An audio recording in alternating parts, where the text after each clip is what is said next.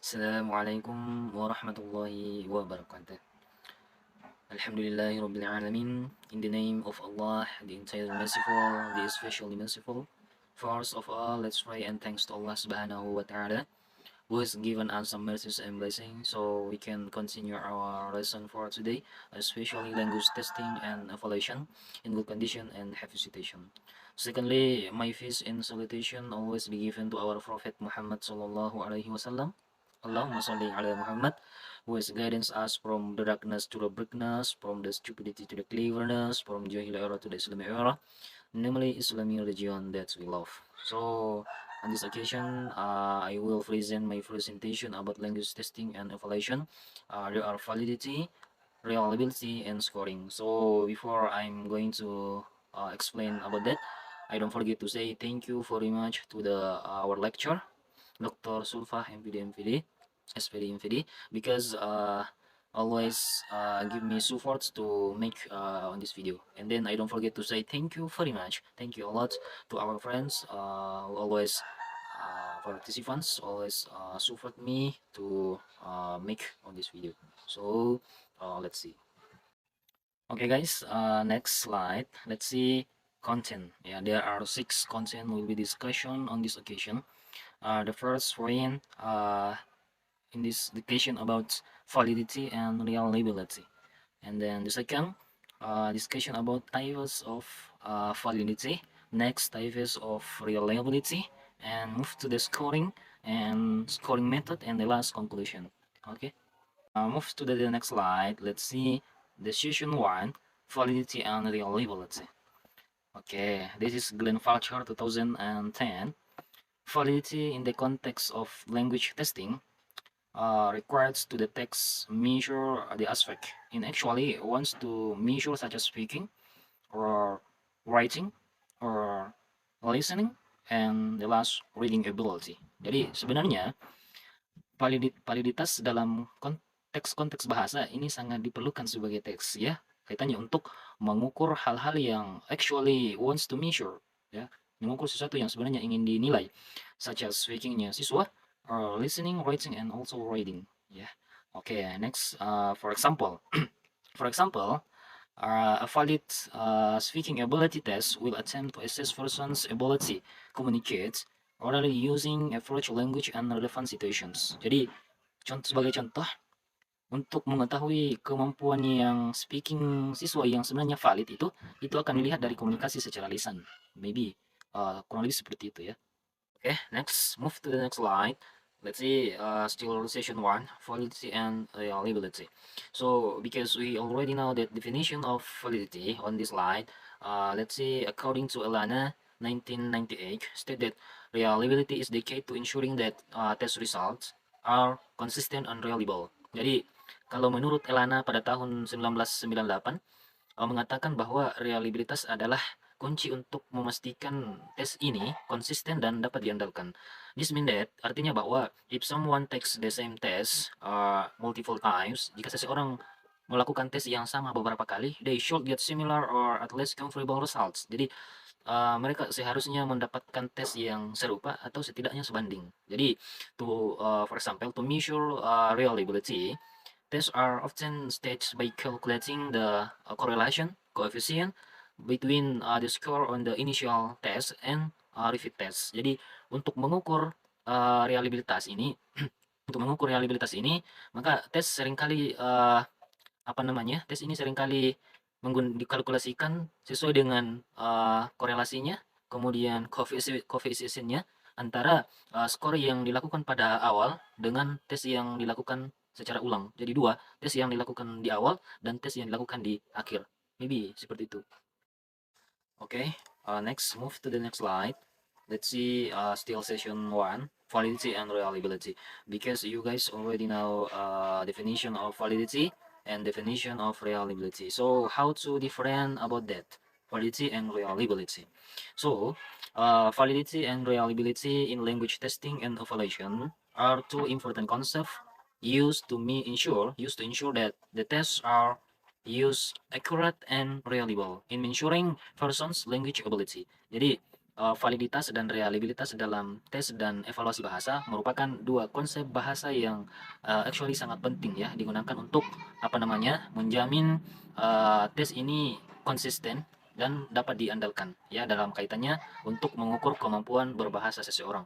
Validity validity refers to extent to which the test actually measure what is to measure. Jadi kalau validitas itu lebih mengacu kepada uh, apakah sebenarnya tes yang kita uji ini itu betul-betul mengukur sesuatu yang sebenarnya diukur. Ini untuk validitas. And then meanwhile, sementara reliabilitas is related how to consistent the test results obtained if the test referred several times. Kalau reliabilitas itu ini lebih apakah konsisten jika hasil yang kita peroleh ini tetap konsisten jika diulang beberapa kali. Kalau reliabilitas. Jadi sangat mudah untuk membedakan kedua ini. Kalau validitas itu apakah tes yang kita gunakan ini betul mengukur sesuatu yang ingin kita ukur. Sementara kalau reliabilitas itu seberapa konsisten hasil tes yang kita peroleh ketika kita melakukan tes beberapa kali several times. Maybe seperti itu. Okay, we move to the next slide. Part session 2, types of validity. Jadi kita masuk ke bagian 2 itu tipe validitas. There are two also types of validity. Ya, sebenarnya ada dua. Yang pertama itu the first ada namanya content related. Nah, content related ini kemudian terbagi lagi menjadi dua. Ada namanya face validity and construct validity. Ya, kalau face validity itu tes yang terlihat menguji apa yang sebenarnya ingin diuji. Ya, contoh lah misalnya, ketika kita ingin menguji kemampuan speakingnya siswa, maka apakah tes ini betul-betul menguji kemampuan bahasa seseorang, dalam hal ini siswa. Kemudian yang kedua itu ada namanya construct validity. Nah, konsep validity ini berhubungan dengan seberapa baik, seberapa bagus tes ini terkait dengan apa yang kita ukur. Ya, kalau yang tadi itu speakingnya, seberapa baik tes ini untuk speakingnya siswa. Kalau untuk writing, seberapa baik tes ini untuk writingnya siswa dan seterusnya. Kemudian, yang kedua itu ada namanya uh, criterion related. Nah, criterion related ini kemudian terbagi lagi menjadi dua. Yang pertama itu ada namanya concurrent validity. Nah, concurrent validity ini tes yang tes yang kita melihat seberapa baik hasil tes yang sedang dibuat ya dengan berhubungan dengan hasil tes yang sudah ada dan diakui. Misalnya ya, jika ada tes baru untuk mengukur kemampuan menulis dalam bahasa Inggris, kita ingin melihat seberapa baik hasilnya berkorelasi dengan hasil tes menulis yang sudah ada. Nah, jadi itu concurrent validity. Kemudian yang kedua itu ada namanya predictive validity. Nah, ini melihat seberapa baik hasil tes sekarang dapat memprediksi kinerja dan atau hasil di masa yang akan datang atau masa depan. Ini untuk types of validity. Ada namanya related file content, content related, and criterion related. Dua ya. Okay, guys, we move to the next slide. Let's see for session 3, types of reliability. Jadi kita lanjut types of reliability. Jadi actually there are four. Yang pertama itu the test release reliability.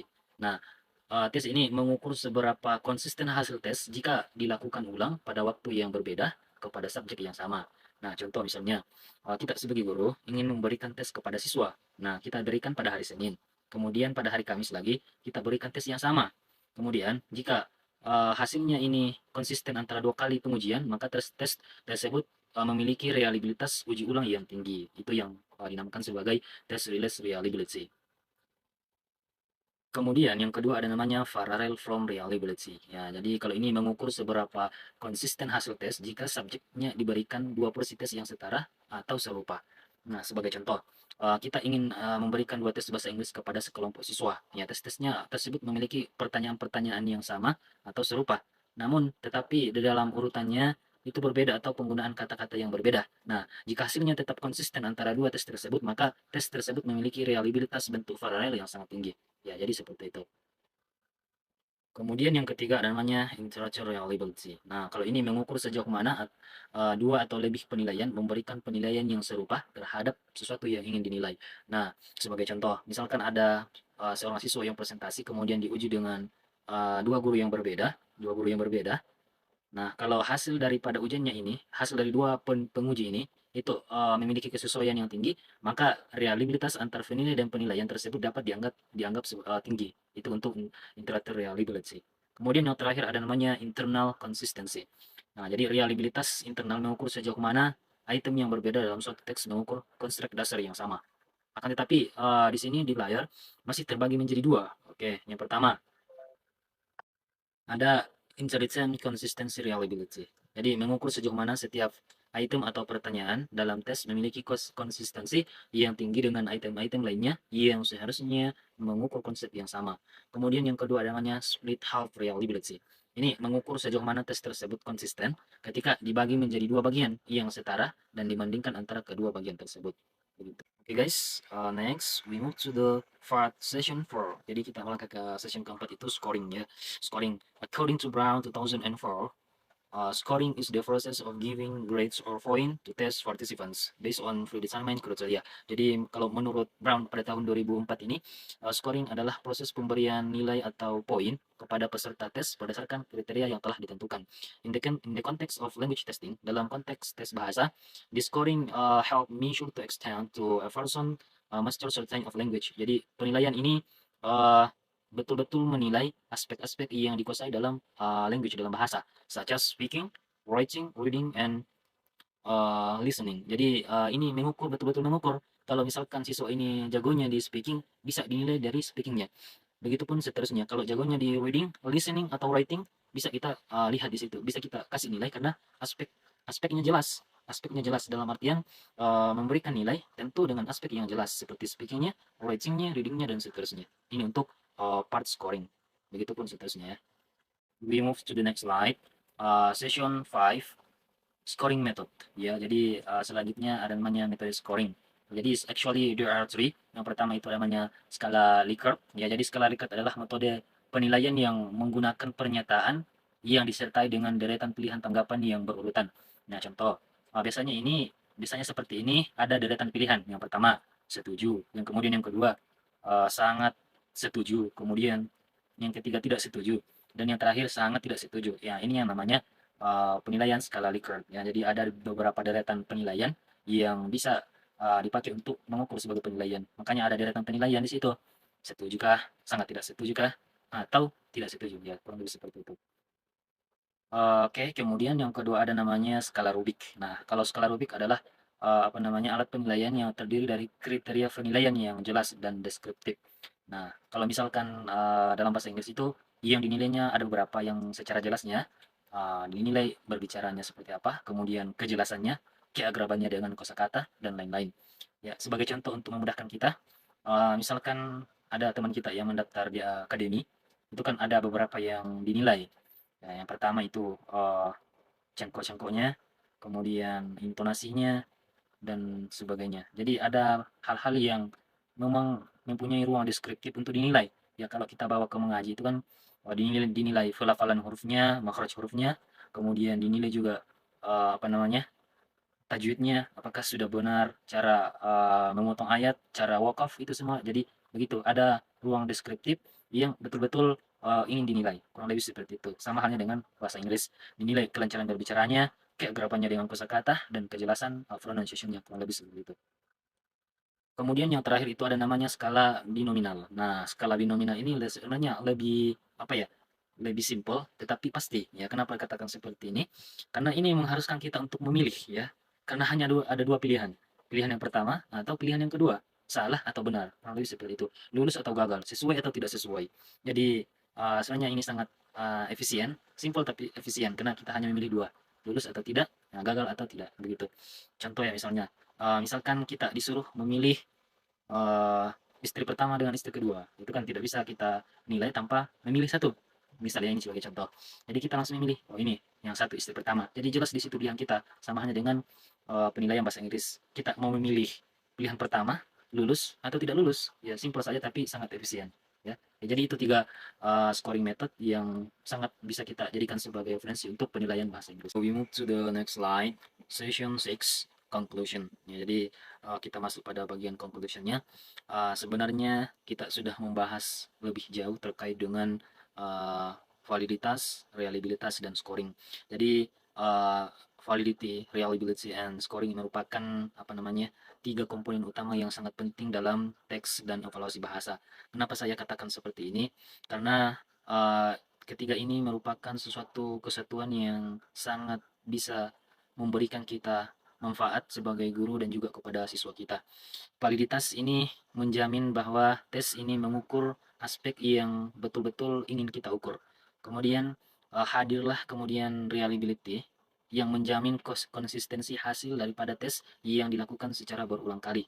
Nah, kemudian hadir juga scoring sebagai penyempurna yang merupakan proses penilaian dan pemberian nilai berdasarkan hasil tes kriteria hasil tes yang telah ditentukan. Jadi ini merupakan ketiga komponen yang sangat penting sehingga dalam proses pembelajaran bisa kita gunakan untuk menunjang keberhasilan guru untuk mengajar dan juga sebagai siswa dalam proses pembelajarannya. Kurang lebih seperti itu. Jadi sekian pembahasan materi kita pada kesempatan ini membahas terkait dengan validitas, reliabilitas, dan scoring. Kemudian ada juga di dalamnya tipe-tipe validitas dan juga tipe-tipe reliabilitas. Jadi mungkin cukup sampai di sini. Mudah-mudahan ada manfaatnya bagi saya dan juga kepada kita semua dan bisa kita implementasikan dalam kehidupan kita sehari-hari. Jadi akhir kata kurang lebihnya mohon dimaafkan. Wassalamualaikum warahmatullahi wabarakatuh.